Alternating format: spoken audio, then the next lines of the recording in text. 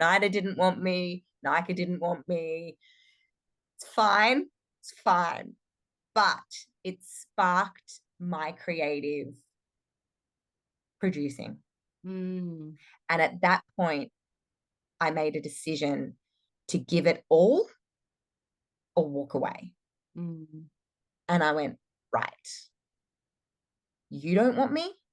I'm sick of hearing I don't fit. I don't fit in the mundane acting. I don't fit. I'm too short for the dance industry, but they failed to tell me that when I was growing up. I didn't know there was a circus industry until I was 28, which my muscly ass body is suited for. But then that meant I had to do so much training that I just was not prepared to do as, you know, off the back of a 2-year holiday. And I decided to produce. So Cool. why not produce a 4-woman show called Boxed in Sideways? I love it. Too small, too big, too tall, too short, never fit, all the things. It was my feminist dream. It's the big up yours to It everybody. was. And Mm. the biggest thing was, can I do it? It actually, it didn't have anything. Yes, it Mm. was the big up yours, but it was a proof to myself Mm. I love that that. these stories and this dream had to come out, because until that point, I didn't feel heard, I didn't feel seen, and I didn't feel understood, because nobody knew what was going on in my head. Yeah, they knew Jacinda was full of energy, joyful, creative, and does whatever she wants and jumps on a plane and travels for 2 years and tours through the middle of Australia and blah, blah, blah, blah, blah. But nobody knew what was in my head as an artist or as a producer. And for me, it was quite liberating for people to see and experience my art and for me to watch them actually go on a journey, and that I could do the thing that I wanted to do as an 8-year-old.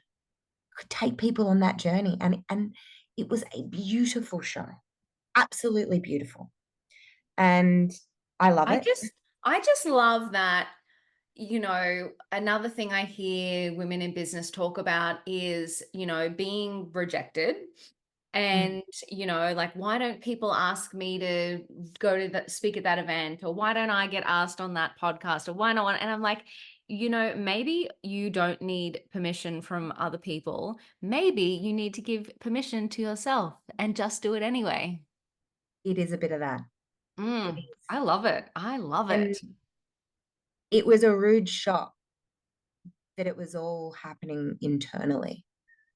Mm. And, it's a testament to this business. People are like, how are you here? I'm like, because I got girlfriends from year 7 and they are still listening to my lectures. So if those women who have kept me around for 20 years, Mm. like 18 years, and they're still happy to listen to a rant from Jacinda Paddy, then geez, I can start getting paid for these rants. I wish someone would pay me for my rants. Maybe that's what this podcast is. Who Yeah. knows?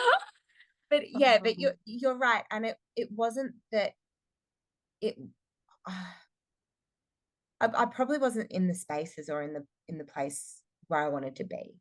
Mm. So becoming a producer really um, took me to a new space and a new world where I could sit. I very quickly realized, how the hell do I pay for artists? Mm. And decided that was the too hard basket. We did a lot of in-kind work and I fronted a lot of the money for that production. I fronted all the money for that production, but kind of they were friends, and I was like, this isn't right. I'm not paying them, even though they got it. We were all at a point in circus school coming out of it, different things. So it was Mm. okay. They were learning, they were getting something out of it.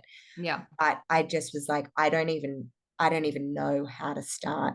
I don't want to dive into how do I pay artists. So Mm. I was like, great, I'll do solo shows.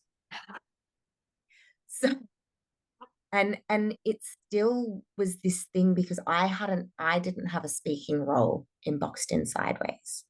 Okay. I was the journey creator.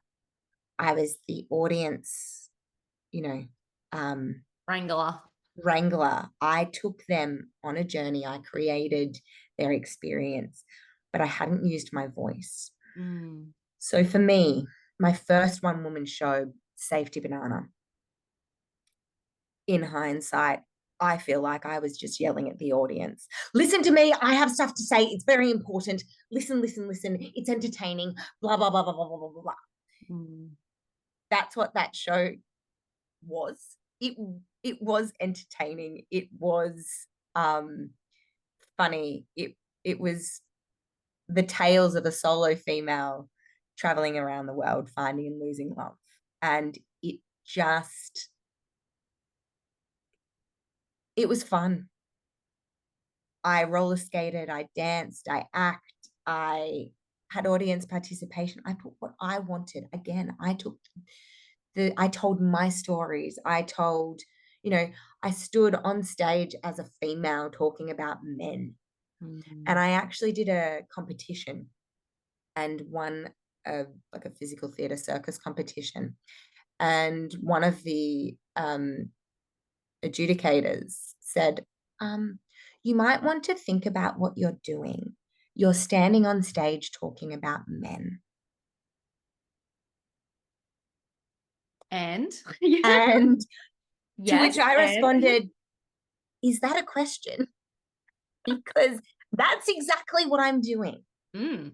I made a decision as a solo physical performer that I was never going to take my clothes off. I wasn't going to get my oohs and ahs through nudity, Hmm. but I was going to use my voice, my stories to shock people. And hey, that's a success in my book. If it made her Absolutely. uncomfortable, it made her think, then, great. And Um, isn't that interesting? Like the idea of making people uncomfortable. I think that's so many people play it safe and wonder why they don't impact people, like we've got to have opinions. We do have to use our voice. We do have to shock and awe a little bit sometimes because otherwise we're just same.